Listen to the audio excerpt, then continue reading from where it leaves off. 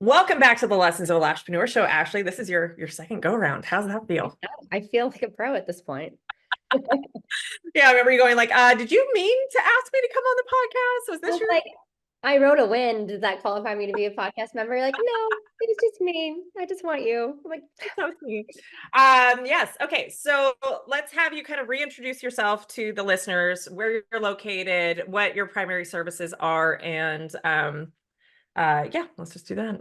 yeah. So I am now I'm in Rochester, New Hampshire, in my own space. I'd branched off from I had like a bittersweet ending with my sister-in-law and her spot. We were able to just move forward into our own building. So it just made sense for me to move my business this way. And I mostly primarily do eyelash extensions, some facial waxing, lash lifts, teeth whitening, mostly on the side, but mostly I focus on eyelash extensions. Love it. Love it. So I know you and I go way back. So Ashley's been a student of mine for since when? Do you remember? January 2019. 2019. We go way back. Yeah. And I know we've had many conversations over the years about, do you expand? Do you not? God, you've had a kid in that time frame, so you now have two children. And so kind of walk me through the ups and downs you've had with even just deciding if hiring a team was the right next step for you. Oh, yeah, that was a lot of ups and downs. A lot of it, I initially kind of started it when I was in my last place of business, but with contract stuff, I wasn't able to actually have it. So it kind of made the decision for me. But then I moved to this location. And gosh, I would tell you that summer, as I moved in April, it's been a year now. That April, that summer, I was the busiest I'd ever been. And I'm like, I haven't even really marketed or told people that I'm here, and I am working so many hours that I need help. I need help, and I have to move forward with it. I knew my daughter was going to be starting kindergarten soon, so I was thinking like, oh my gosh, how am I going to do this? Like, I need to get this all done before she starts kindergarten so I can have it all just be a autopilot, no problem while she's in school. And it's been ups and Not downs. exactly as you planned, huh?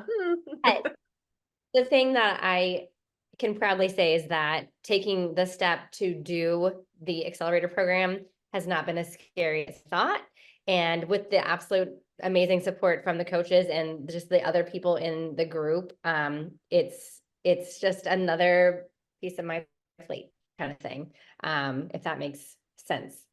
Yeah, well, let's get into that. So you said it was not as scary as you thought. So what were like you don't have to justify now that you're in the program because you get it now. But beforehand, what was the resistance? Because we even talked about the mastermind before we had the accelerator program. What were some of those thoughts or fears that were coming up for you that you're like, yeah, I don't know. Yeah, I think it was just like, okay, I mean, my time has been pushed to the limit. So how am I supposed to add a member? And, if an employee doesn't, if they call out, that was my biggest thing. If they call out, I'm going to have to see all the people or, Yeah. just dealing with people who were, I think one of my other big fears was just dealing with people who weren't going to just show up or just be there in the way that I needed them to represent my business. Cause anyone that I employ, they are my face as well. And so it made me feel nervous to put that into someone else's hands. Yeah.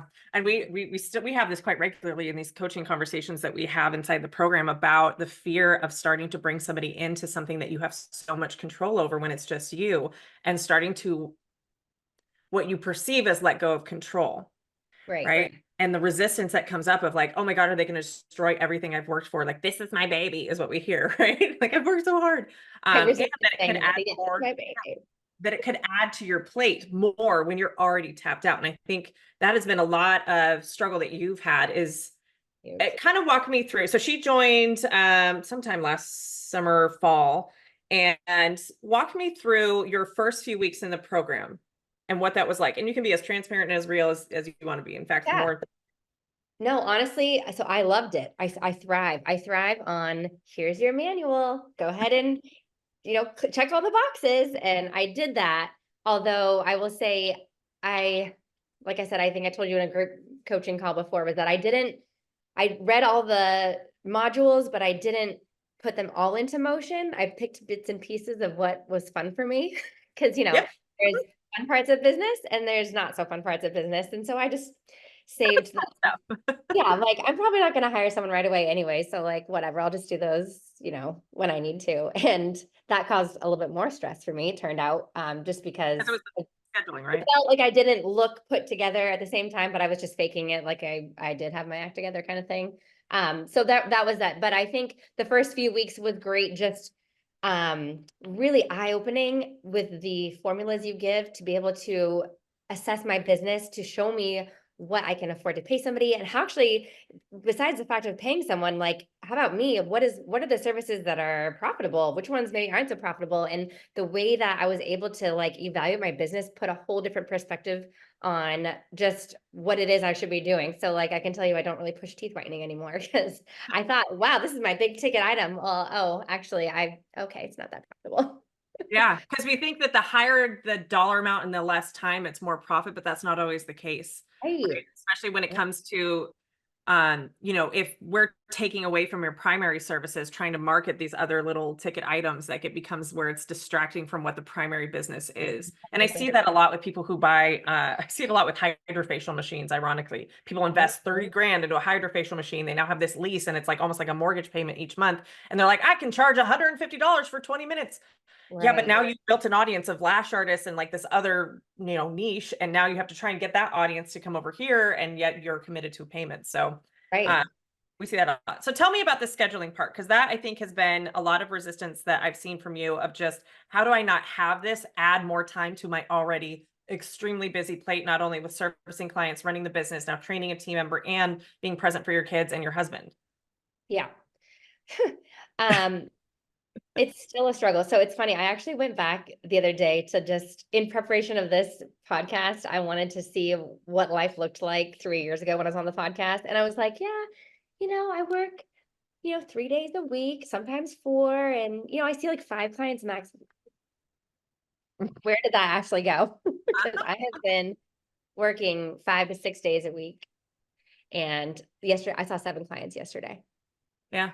It's been insane, which is why I need help, But the thing is that initially in the program, I did go through that first call that you had said, and I blocked out that time for the meetings. But then like when I only blocked out so many, I just started falling off in that part of it. So that's what made it a little bit more difficult, but I was able to train her and get her to a good place, where I was able to feel comfortable doing my own thing here on the desk while she was working, kind of thing.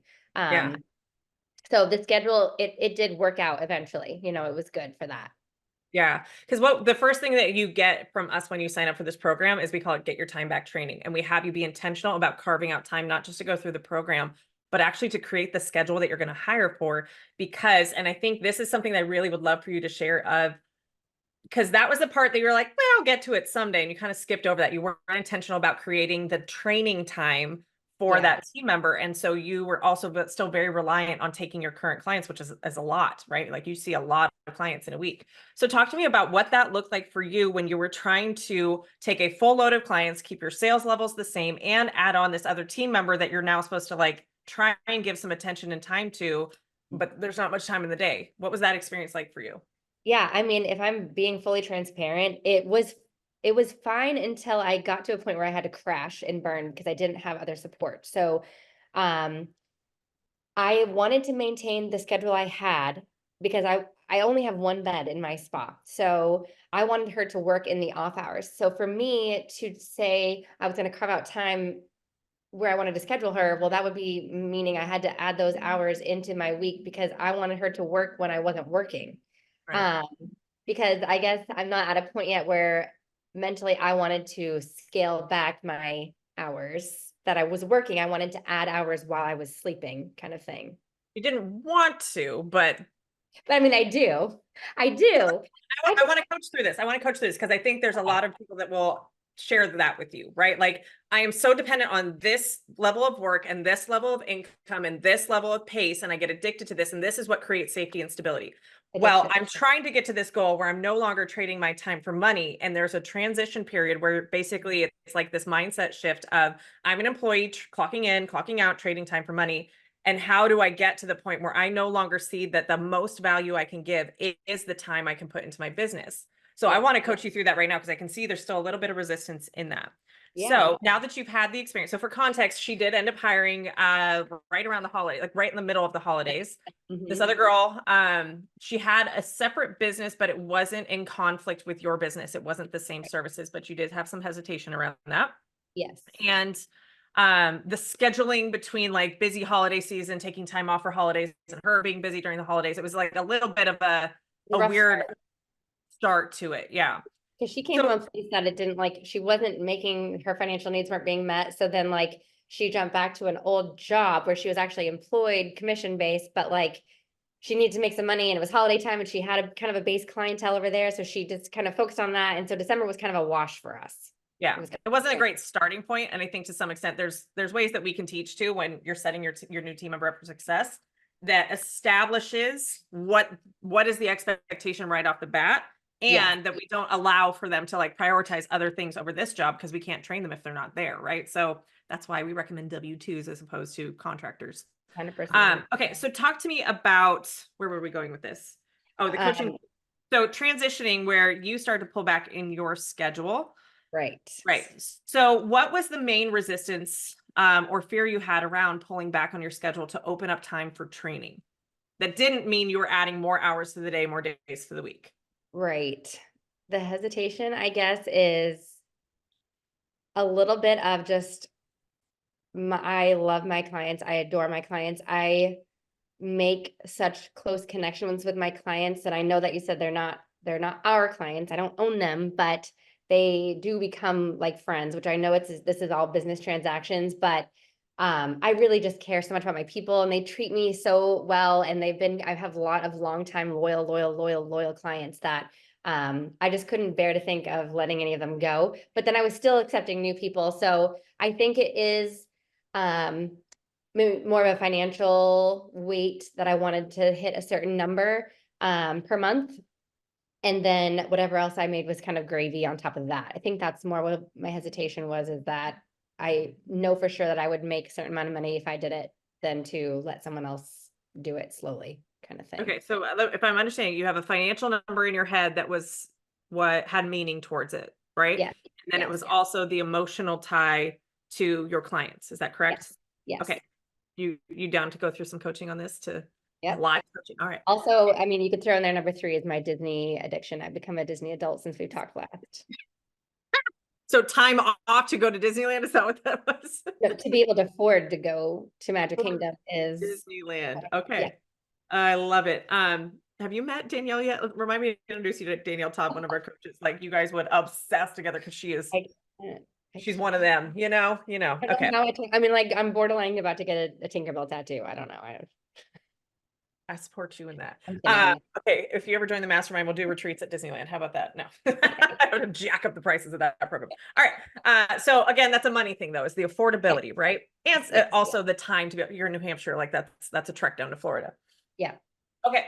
So let's first start with the financial number. Okay. So, and this is what I think is so interesting. So tell me about, do you have a number in mind? Are you okay sharing that number? Sure. Okay, so what was that number for you of like, I have to be making this amount, or this amount is my safety goal, so I can't mess with it, that kind, or whatever that goal was, or that meaning you put on the financial Sure. I love to make around 10 to 11,000 a month in sales. in sales. Yeah. And why that number?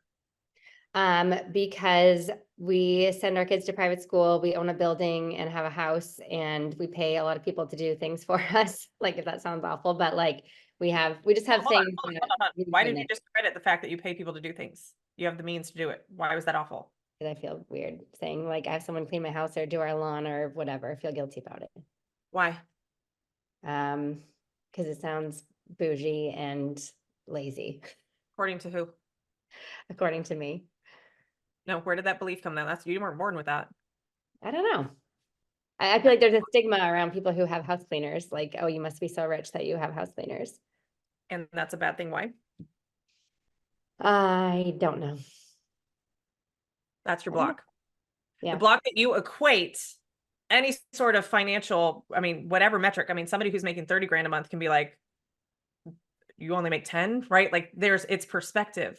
So something in your past, likely a parent planted that seed for you that money equals bad. Because you just said it. It's like, oh, that I know sounds bad. I have a housekeeper who comes every other week. Yeah. I'm employing someone. You're already employing people. I think Right. it's bad. You're helping them support them, right? True. It frees you up to do things that create bigger impact. You guys have a lot of businesses. You have the means to do so. You're not going into debt over it. No. Right? And we can even like challenge what debt is and if that's good or bad. Right. Right. So they're so interesting because that belief is blocking you from getting to a next level. And I'm also going to, just because I have a little bit of history with you, I'm going to guess, just intuitively have a little nudge that you making more money, you're going to sabotage that because you already have the belief that more money equals bad. I want to make more money. You want to, but your programming, your subconscious is going to struggle to allow you to do that. Because if you have to get to the next level, let's say the business is doing $20,000 and your time is no longer tied to it. Do you feel like you would be worth and deserve 10 grand a paycheck if you're not actively trading your time for it? Ooh, her nose scrunched up. I mean, probably, maybe not. Now we know why you're working 5, 6, 7 days a week, taking 7 to 8 clients in a day. Yeah. You feel like you don't deserve the money that you do have, that you have to earn it. Yeah. Otherwise, you're not worthy of it. Yeah, I feel like there is a level of like work ethic that's supposed to be tied with the money that you make, I suppose. The employee mindset. Yeah. True. Yeah. It's an employee mindset. It's how we're conditioned in our schooling system. Wait your turn, raise your hand, Yeah. ask for a raise, clock in, clock out. You're only paid for when you're here and when you're working, but when you're an entrepreneur, that will destroy your business. Yeah. Because there is so much to do that you can't do everything when you want to scale it. Like you've created a job for yourself that does $10,000 to $11,000 in sales a month, which is great. Like that's fabulous. But to get to that next level, you can't take that mindset with you because to get to 20,000, it's going to require double the amount of time. Do you have double the amount of time to put into your business right now? No. No, you don't. You're the block. Yeah. So if we want to get to where we can scale the business, scale the results, scale the impact we can create, scale the number of clients, scale the number of team, we can no longer equate to my time is equal to the value I put into the business and the results that I get out of it. Yeah. I am very much tied to busy work equals lots and lots of money. Yeah. And how's that working? Well, I'm getting stretched to my max. Yeah.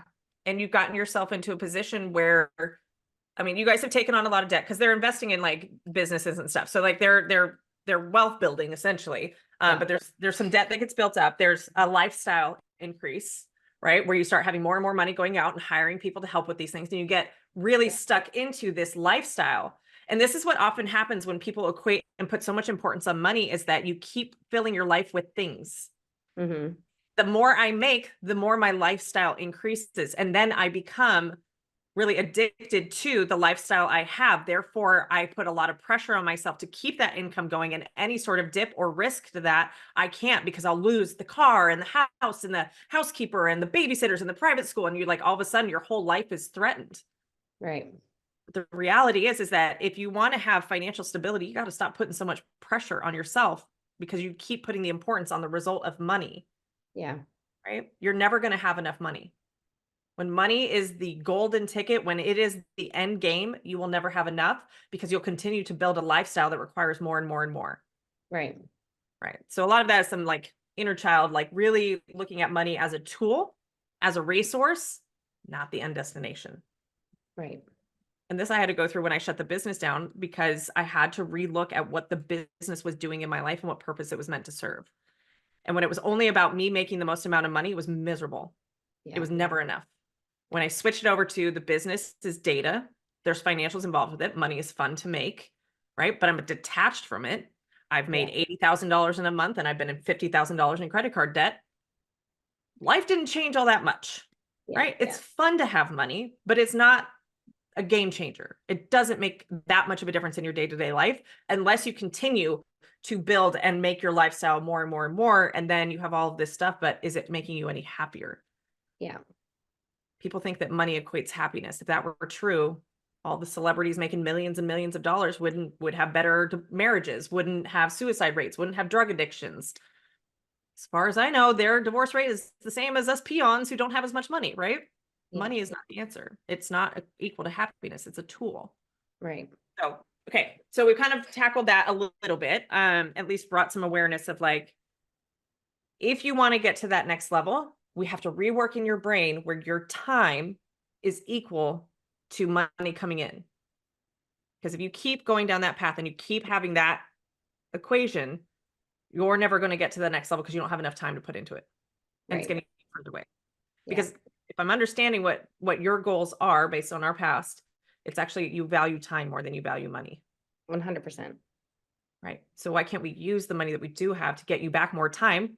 You've already done that with like outsourcing people who do the lawn and, you know, housekeeping and the private schools and all that. You've already started to stop trading your time for money in some areas, but for some reason in business, that's a harder thing for you to do. Yeah. And I do. I come from 10 years as a dental hygienist where the schedule was our schedule too. And it was like, yeah, I worked from 8 to 7 most days before I had kids. And it was every hour on the out, like we had to have patients. And I was just used to this busy schedule all the time. And like, I think that that's kind of where I see the blend in that happening in my own business now as well. You got used to that. Basically, it's a hormone dump, cortisol, that stress hormone coming in your body of like, this is what success is, this level of chaos. Yeah. And so a lot of what we do in our programs for these higher level programs, especially when we get into the mastermind, is reworking that and challenging that addiction essentially. Yeah. Because what ends up happening is, okay, let's say you get a team member in, maybe you get a second team member in. If you are constantly in chaos and stress, that's going to bleed into your team. And it doesn't create emotional safety in your team. And it creates a bad culture because it is based on stress. You're very reactive. You're not regulated in your emotions. So we work on a lot of emotional regulation in our mastermind to help people normalize that you're just there to solve a problem. You don't have to put all this heavy meaning on it and all this drama and all this, they're dead to me. Like Victoria used to be like, anybody would disrespect her, you're dead to me, get out of here. Like she was just, it was a whole funny side to her. And we started working that. It's not disrespect. It's, you know, their ineffective communication, and you as a leader get to open up and create the safe space. In order to do that, you have to know how to have emotional regulation. Definitely. So my challenge to you and to anybody listening that can equate the struggle of finances and trading their time for money is, when's the last time you felt like your body was screaming for a break and you just kept plugging along and kept working and kept hustling and kept grinding? Yesterday. Okay. And what was it your body needed? If you had to like really tune in, your body was saying, this is what you need. It was 7 clients was way too much yesterday. It was Okay. way too much. That's not really a regular thing for me, but I don't know if it's just because I was on a vacation the last couple of weeks. I don't know. I feel like the schedule is just definitely picking up again. Like Thursday today, I should have off because my employee used to work Thursdays. And so didn't have a schedule, but this Thursday and next Thursday are completely booked solid. I don't know how it's like a busier season, how lashes just kind of go up and down a bit with clients, I suppose. But Finish that sentence. I don't know how. Finish that sentence because you kind of interrupt yourself. I don't know how. What? I guess I don't really have an explanation on why I'm so busy with clients right now, which is not a problem. It's a great thing, but I call bullshit. why? What do you mean you don't know how? You decided to add clients in and make time available that went against the schedule that you wanted, correct? Yes. Right. Right. Why? I guess when I say I don't know how, it seems like I feel like I haven't done a ton to be out there marketing or doing much of any, posting, sharing yet. I've been getting a lot of new clients, people finding me on Google or whatever. And so at this point in time, I feel that I just have a lot of clients right now. Which is great. Yeah. But you also have added them more days to the week, more hours to the week. For Yeah. what benefit?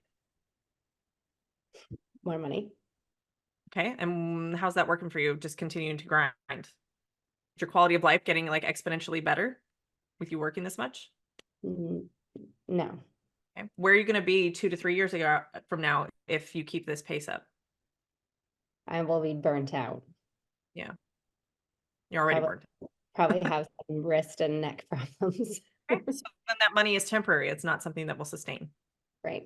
So where's your life going to be if all of a sudden you get injured from a repetitive stress injury and that $10,000 to $11,000 goes away?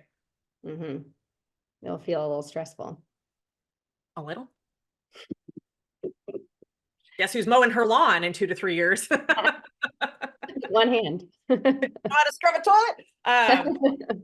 Right, but that's the game that we're playing. Like that's where, if you're so narrow focused on the now and you're not looking at the bigger picture, and you're not intentionally making choices towards the future that you want to have, you will continue to get the same. Yeah.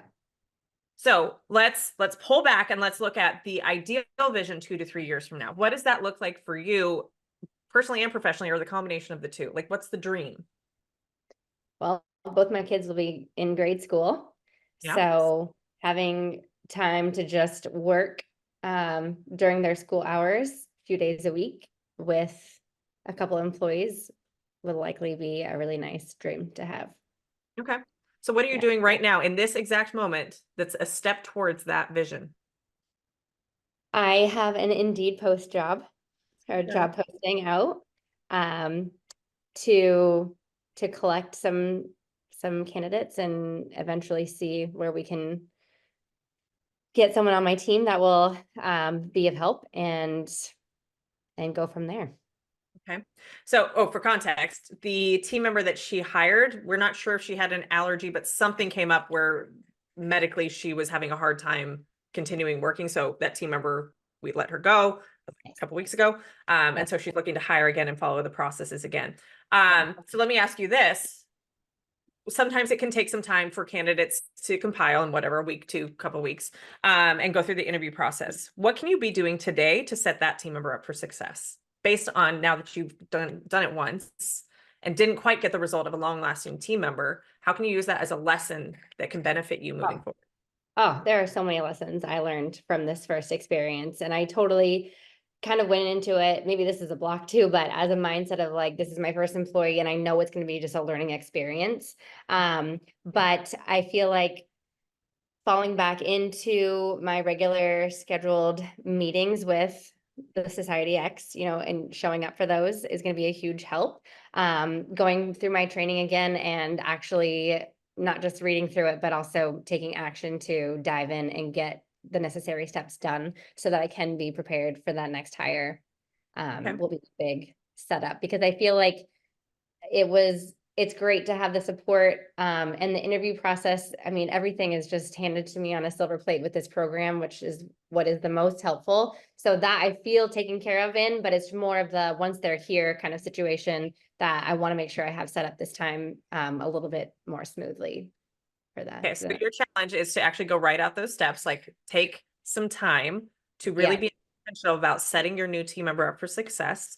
I have found that some of our new to hire people have such extremely high expectations of this new hire. And when we get deep dive, like things that may go wrong when they first hired, it's usually decisions you made that you didn't think through on the employee side, what their experience would be like, especially on a first day. And so my challenge to you too is the very first training, the get your time back training. Yes. I want you to block your schedule.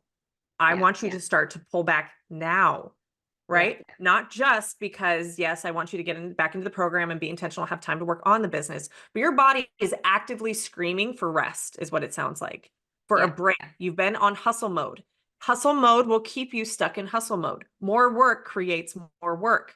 So in order for you to get to that next level, to stop trading your time for money, to stop equating that your time is the value in the business, you have to really, really challenge that fear that's going to say you have to keep working. Have a team member come on. Let's say it's going to be, you're going to have the most amazing candidate apply today, or maybe she's already applied. You're going to set up an interview next week for a phone interview, and then the following week's in-person interview. So in 2 to 3 weeks, we've got a new team member coming on. What do you think is going to happen when her first day is already on the calendar and you haven't blocked out your schedule? Right. It's not going to be good.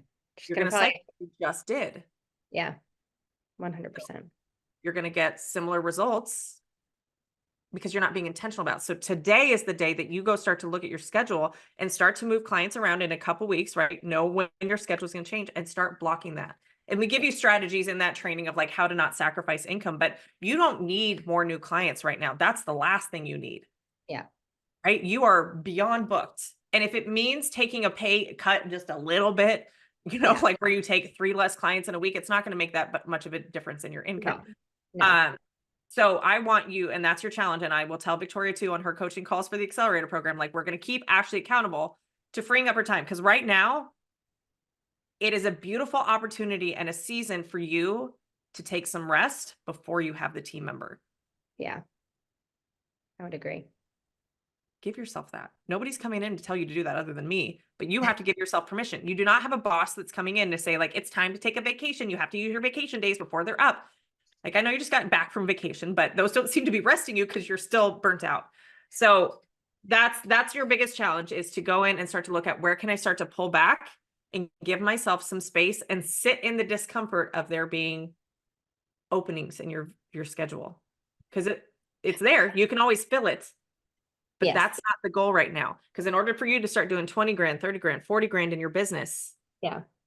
you have to have the time to be able to pour into a team member who can then do $10,000, $15,000 in the business. Mm-hmm. That's true.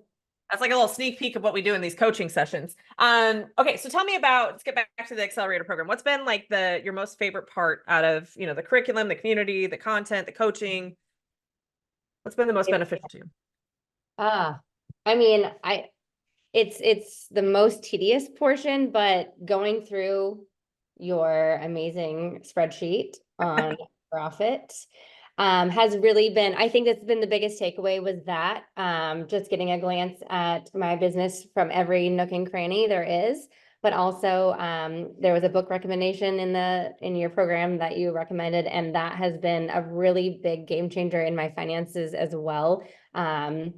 I'm like 3 or 4 months in with the method, and it's just been a huge, huge change. And it makes me feel really good financially, where I think that's where I'm kind of starting to get into a better financial mentality as well. So I think that all those little things have been really a big takeaway for me, was just the number factor.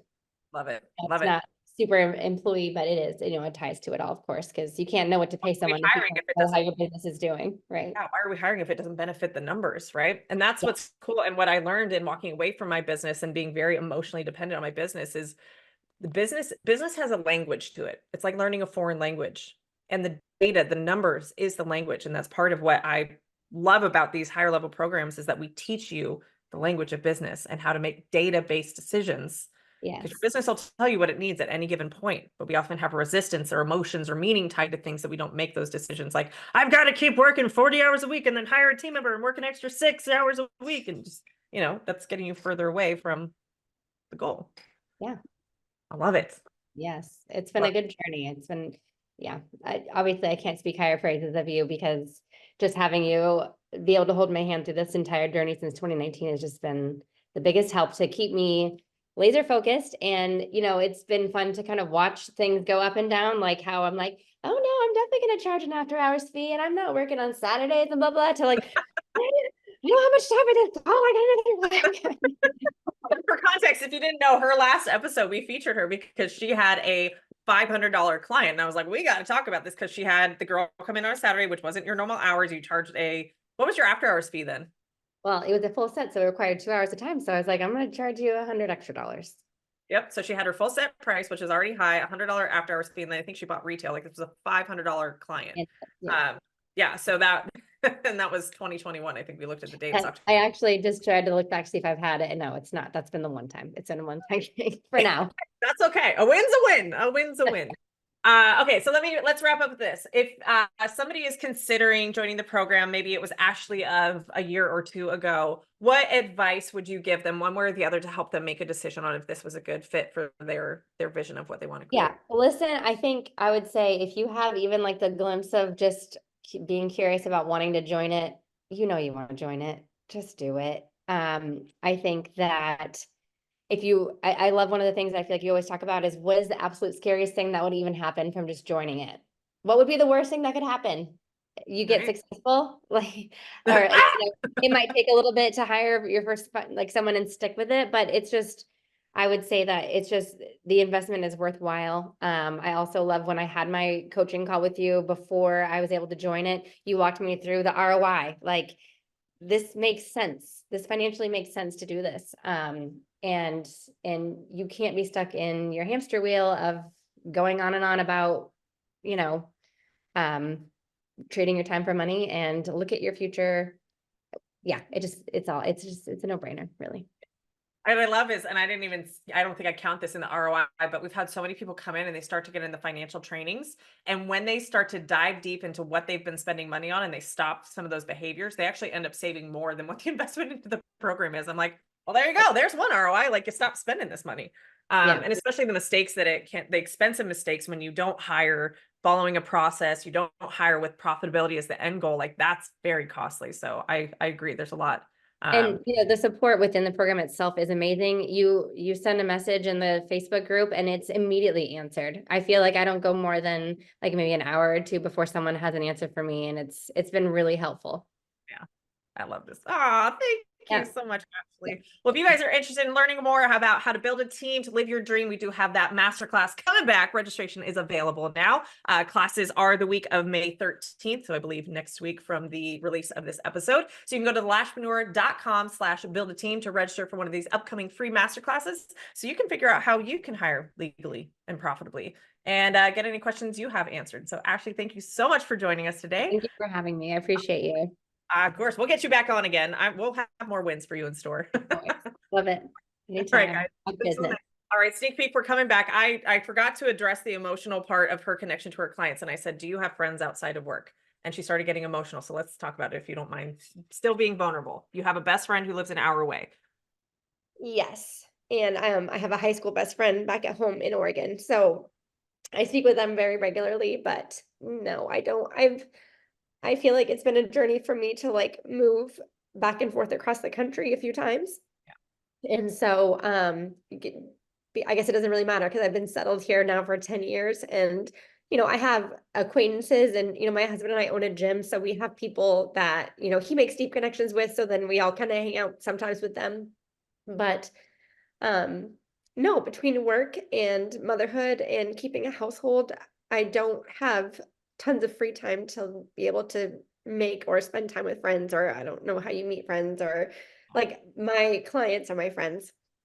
Right. And I have some of the greatest conversations with them all the time. So this is why that emotional attachment is preventing you from making wise business decisions, in the sense of like, if you want more time freedom right now, it's posing a threat to a social part of you. That's an Ashley part. That's not a business part. The business decisions are clear, right? You need to grow you want to grow the business. You need a team member, but that now threatens if your clients go start to see these team members because you're getting your time back and you're no longer trading your time for money. Oh my God, what's going to happen to those relationships? Yeah. Right. And so just to plant the seed, when you start to have a little bit more bandwidth and you're not so in survival mode, you have the bandwidth to invest in relationships outside of work, so that work really is just work, right? Yeah. It's less meaning and less risk to you as an individual, that you can start to pour into people who are reciprocating that relationship. And that's a big thing when you start to get emotionally attached to clients. It's not a reciprocal relationship. It's not, right? You're in the power position and they pay you, right? It's also the same thing if you want to be friends with your team. Right. So when you are going through shit, when your life hits rock bottom, I think clients are going to be there for you. They'll listen. But are they like showing up, like going to funerals with you and that kind of thing? Probably not. Right. You need people to do life with. And I can very much resonate with this because I was in Tennessee for 3 years and didn't have a social circle. I just worked, and there's moms that I knew from school, like kids' school and stuff, but it took me getting into CrossFit where there's a big community and people reaching out to me and like creating intentional time to spend time with me, that I realized I need those women relationships and those friendships, and very protective of them now. And I'm very protective of my time, that I don't take away from those things that are valuable. Right. So it does make sense that as you start to pull back on time, that you can start to get yourself involved with things where you can have relationships with women or even men outside of work, so that clients can come and go and we don't place meaning on it of like something personal. Yeah. Because you deserve friendships. You deserve people to show up for you in the mess, in the muck, and like support you when you're down in the dumps that don't live across the country. Like, glad you have those relationships. And I know, and it's hard because that's the thing, right? It's like I come home just friggin' exhausted. I don't have any energy to want to do anything extra on top of what I'm already doing. Yeah. a lot. Yeah, welcome to living off of cortisol in the fight or flight mode. Like you can't think of anything else because it's just going to take away from you. You just don't have any more to give. Like you can't pour from an empty cup. Yeah. So that is, again, something to just plant that seed of awareness for you of when I start to get time back, I can rest, and it may take me a couple months to get out of that cortisol fight or flight state where I actually crave to like go to happy hour with another woman that maybe I don't know that well, but I just have a connection with her. Yeah. You know, and you know, if you want to get into the mastermind, those relationships can be created too. You can come hang out with Victoria and I know you wanted to compete for like You best know, I love fight to. you for You it, know, I but you know. And just find those connections of women who really can pour into you. And then you will find over time that you'll be able to pour into them as well. And it'll be that reciprocal relationship that you deserve. Yeah. Yeah. Okay. Well, thanks. I'm so glad we caught that. Yeah. You are welcome anytime. I'm an open book. All right, guys, have a good one.